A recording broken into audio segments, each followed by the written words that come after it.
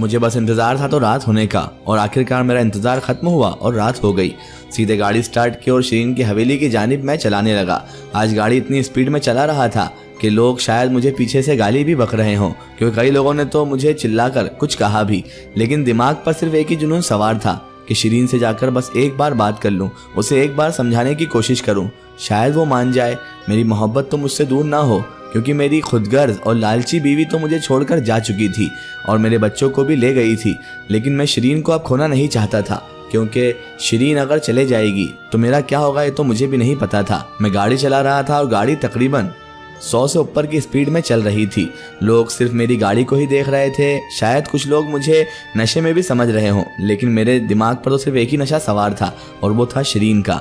और मैं शिरीन से किसी भी हाल में अब मिलना चाहता था और उससे बात करना चाहता था। मैंने गाड़ी को फुल स्पीड में चलाया जितना मुझसे चली और सीधे शिरीन के घर जा पहुंचा। शिरीन की हवेली के बाहर मैंने गाड़ी पार्क की और सीधा हवेली के अंदर चला गया। हवेली के अंदर पहुंचा तो हवेली बिल्कुल वीरान पड़ी हुई थी। शिरीन के वक्त में जैसी यहाँ पर रौनक हुआ करती थी, आज वो रौनक नहीं थी। क्या पता आज मुझे क्यों ये हवेली बिल्कुल वीरान लग रही थी। ऐसा लग रहा था ऐसे मैं तन्हा इस हवेली में हूँ और शिरीन की मौजूदगी यहाँ नहीं है। कुदरती तौर पर मुझे ऐसा फील हो रहा था। ऐसा लग रहा था यह हवेली में अभी शिरीन हो ही नहीं सकती, क्योंकि यह हवेली इतनी पुर रौनक और इतनी ज़्यादा अच्छी रहती थी शिरीन के वक्त में कि अभी तो उसका 1% भी नहीं था। बहरहाल मैं शिरीन को आवाज़ देने लगा। शिरीन शिरीन कहते हुए मैं सीधे ऊपर की जानिब गया, जहाँ पर मैं एक बार और शिरीन के लिए गया था, लेकिन वहाँ पर भी शिरीन नहीं थी। पूरी हवेली छान मारी, लेकिन कहीं पर भी शिरीन मिल नहीं रही थी। मैं बहुत ज़्यादा परेशान भी हो गया था और डर भी गया था, क्योंकि शिरीन की जुदाई का डर मुझे सता रहा था। और परेशानी ये थी कि शिरीन से बात तक नहीं हुई थी। मैं बस कह रहा था, शिरीन सिर्फ एक बार मुझसे बात कर लो, उसके बाद तुम्हें जो अच्छा लगे, जो तुम्हें सही लगे वो फैसला कर लेना। लेकिन मेरी जवाब देने वाला वहाँ पर शिरीन तो क्या कोई भी नहीं था। फिर मैं थक हार कर हवेली की चौखट पर आकर बैठ गया। चौखट पर बैठा हुआ हताश सा मैं नीचे मुकर कर बैठा हुआ था। तभी अचानक मुझे एक मर्द की आवाज़ आई। मर्द की आवाज़, वो भी इस हवेली में। मैं चौंक कर सामने देखने लगा तो सामने एक लंबा चौड़ा आदमी खड़ा हुआ था। शक्ल से तो वो कोई इंसान नहीं लग रहा था, क्योंकि चेहरे पर अलग ही रुआब था और बड़ी बड़ी आंखें, लंबी जुल्फें और कद काठी में तकरीबन 7 फुट के करीब का। इसीलिए उसे इंसान मानना तो मेरे लिए नामुमकिन था। मैंने कहा, कौन हो तुम? आवाज़ भी सही तरीके से उसके सामने निकल नहीं पा रही थी, क्योंकि एक तो शिरीन का गम था, दूसरा इस पुरअसरार शख्स की अचानक आमद। समझ नहीं आ रहा था ये कौन है। मैंने कहा, कौन हो तुम? तो वो बोला, मेरा नाम जमान है। मैंने कहा, कौन जमान, और तुम यहाँ क्या कर रहे हो? तो उसने कहा कि तुम यहाँ क्या कर रहे हो पहले ये बताओ। तो मैंने उसे बताया कि मैं फारूक हूँ और यहाँ पर मेरी एक दोस्त शिरीन रहा करती थी, मैं उससे मिलने आया हूँ। जमान नामी वो शख्स बोला, अब यहाँ पर कोई शिरीन नहीं आएगी, समझ गए तुम? और तुम्हारे लिए यही अच्छा है कि इतने इतने एरिए में, इतने इतने हिस्से में अब तुम दिखाई ना दो। यहाँ पर कोई शिरीन अब आज के बाद तुम्हें दिखाई नहीं देगी। मैंने कहा, तुम कौन होते हो मुझे इस एरिए से भगाने वाले, या तुम कौन होते हो मुझे ये धमकी देने वाले? ये शिरीन की हवेली है जो मेरी दोस्त है और मैं यहाँ पर 10 बार आऊँगा। तो उसने कहा, देखो ए नौजवान लड़के, तुम अभी हमारे बारे में कुछ जानते नहीं हो, और रही बात शिरीन की तो वो अपने अंजाम को पहुँच चुकी है। मैंने कहा, अंजाम? कैसा अंजाम? तो उसने कहा, तुम्हें जितना समझा रहा हूँ उतना समझ लो। मैं कोई तुम्हारी तरह इंसान नहीं हूँ। चुटकियों में तुम्हारी गर्दन मरोड़ सकता हूँ और तुम्हें जान से मार भी सकता हूँ, लेकिन तुम्हारी भलाई इसी में है कि यहाँ से चले जाओ, क्योंकि मुझे अभी तुम्हें मारने का हुक्म नहीं मिला है। अगर मुझे तुम्हें मारने का हुक्म मिल जाता तो याद रखो, मैं तुम्हें तुम्हारे घर से निकाल कर मार डालता।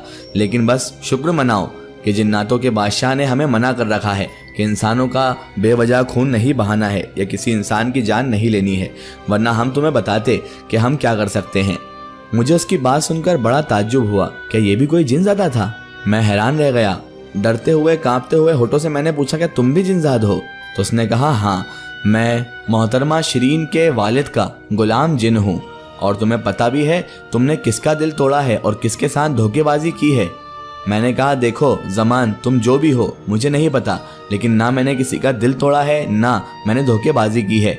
मैं इसमें सब में मुलविस नहीं था, मैंने सिर्फ मोहब्बत की है और मेरी मोहब्बत रुस्वा हुई है, मैं ये जानता हूँ, और मेरी वजह से हुई ये भी जानता हूँ। लेकिन मेरा ऐसा कोई इरादा नहीं था कि मैं किसी का दिल तोड़ूँ या दिल दुखाऊँ। और हाँ, मैं यहाँ पर शिरीन नहीं है तो नज़र तुम्हें कभी आऊँगा भी नहीं। मैं सिर्फ शिरीन की वजह से यहाँ पर आता हूँ।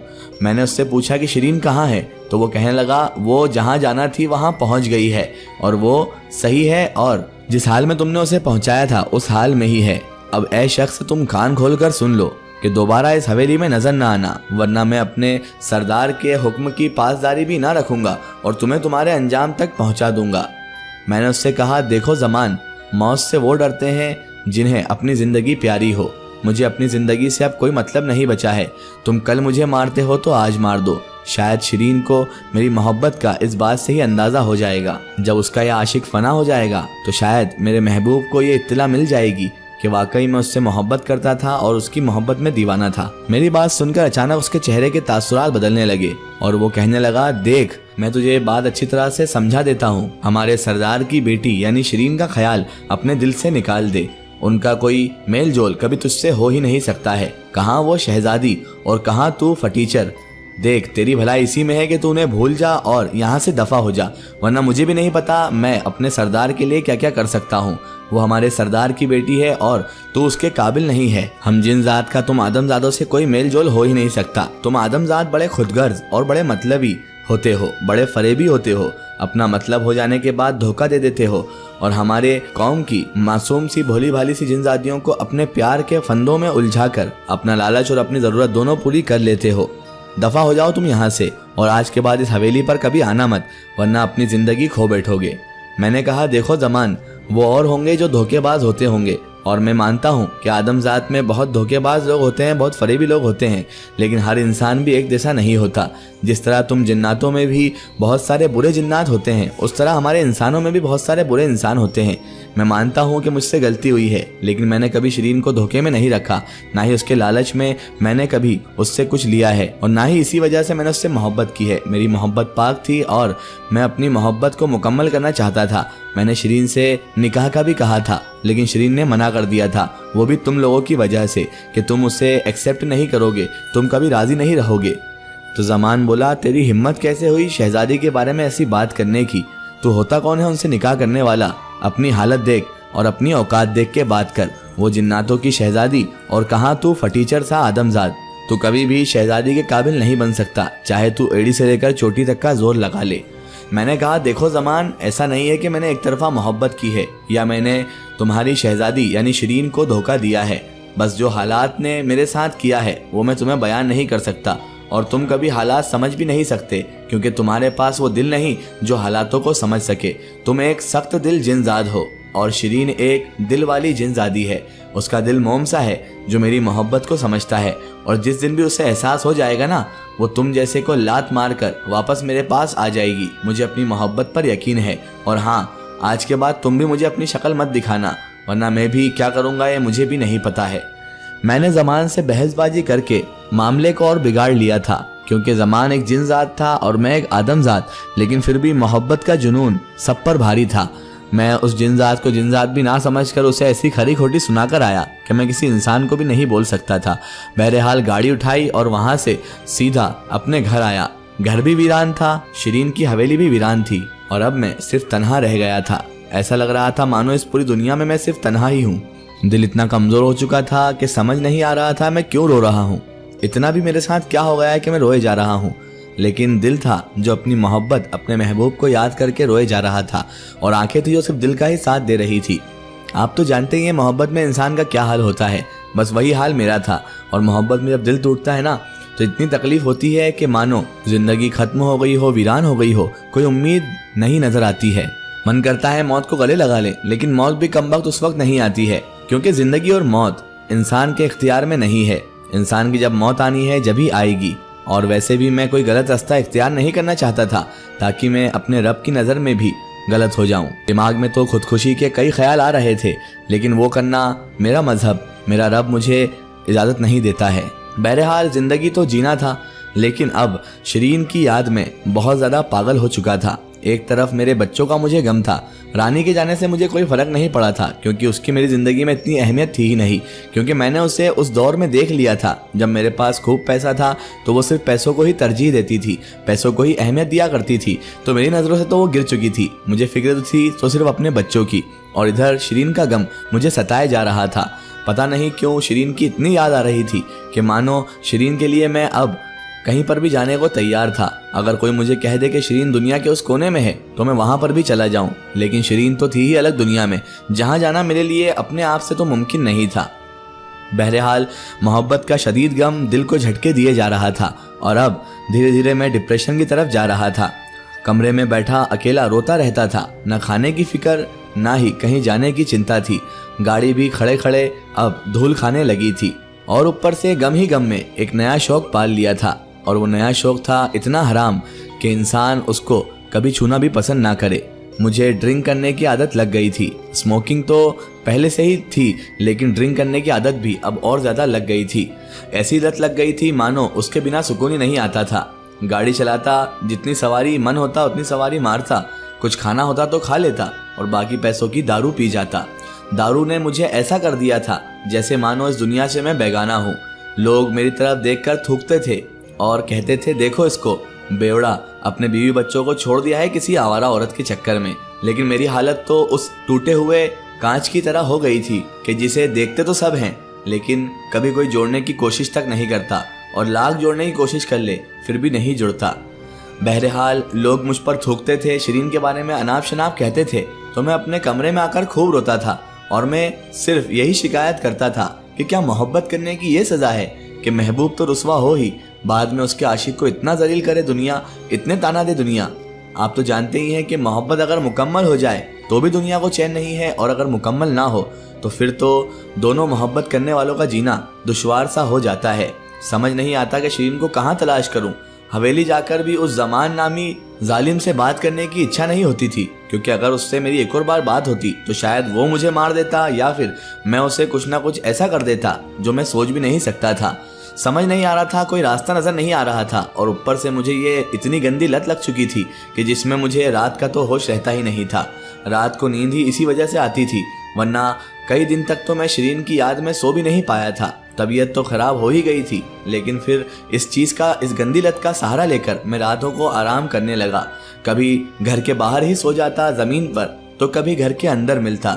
सुबह उठता तो अपने आप पर ताज्जुब करता कि फारूक तुझे क्या हो गया है, तेरी इतनी अच्छी जिंदगी थी, तेरे पास सब कुछ था और आज अपनी मोहब्बत को रुसवा करके तूने सब कुछ खो दिया है।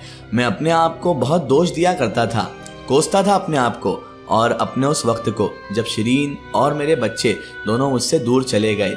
समझ नहीं आ रहा था कि अब क्या होगा, जिंदगी कैसे बसर होगी, जिंदगी में अब आगे क्या होगा, क्या मेरी जिंदगी का कोई मकसद नहीं है।